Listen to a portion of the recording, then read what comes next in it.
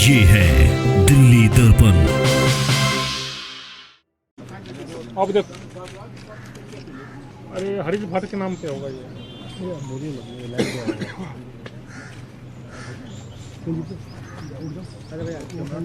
आजा भाई आजा। ये हो गया आपका स्टील मिला के स्टील भाई हो गया कि तुम लोग हेलो हो जाओ यार थोड़ा ऊपर से अच्छी ना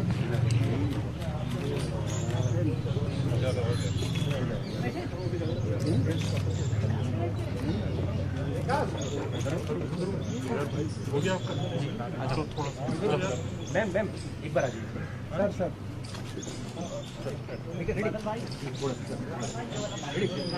इस वक्त मैं मौजूद है उपराज्यपाल सचिवालय के ठीक बाहर और ये तस्वीर जो माइक का तौर पर ना माइक लगा जो मंत्री हैं वो एक साथ देखने को मिल रहे हैं। गोपाल जी क्या मांग करने वाले दिया है? हम लोग एलजी साहब से मिलने आए हैं। दिल्ली का पूरा कैबिनेट आया है। क्यों? क्योंकि एलजी साहब पिछले 2 दिन से एक रूटीन फाइल जो सर्विसेज विभाग से उनको भेजी गई थी सर्विसेज सेक्रेटरी के ट्रांसफर के लिए उसे साइन ही नहीं कर रहे हैं। जब सुप्रीम कोर्ट ने ये स्पष्ट कर दिया है कि लैंड लॉ एंड ऑर्डर और पुलिस के अलावा एलजी साहब चुनी हुई सरकार के निर्णय मानने के लिए बाध्य हैं, तो वो इस तरह से काम रोकेंगे कि वो 2-2 दिन तक फाइलें साइन नहीं करेंगे।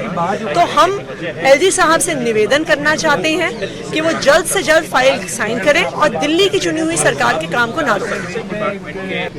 भाई एलजी हाउस हम तो आए हैं एलजी साहब से मिलने के लिए, क्योंकि 2 दिन पहले सेक्रेटरी सर्विस को चेंज करने की फाइल जो है वो एलजी साहब को भेजी थी। आज दूसरा दिन है, तो यही पूछने आए हैं कि भाई अगर हर फाइल में इतना समय लगेगा तो फिर एक जो चुनी हुई सरकार है वो कैसे काम करेगी।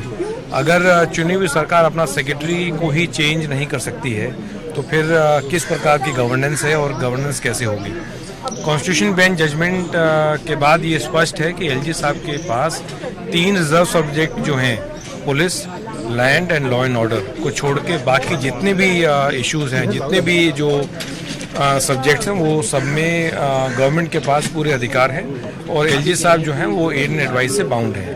तो अगर एलजी साहब को सुप्रीम कोर्ट का जो आदेश है कॉन्स्टिट्यूशन बेंच का उसको भी नहीं मानना तो फिर तो क्लियर है कि वो ये नहीं चाहते कि दिल्ली सरकार जो है वो काम करे, दिल्ली की जनता ऐसे ही सफ़र करती रहे और जनता की जो है वो काम ना हो।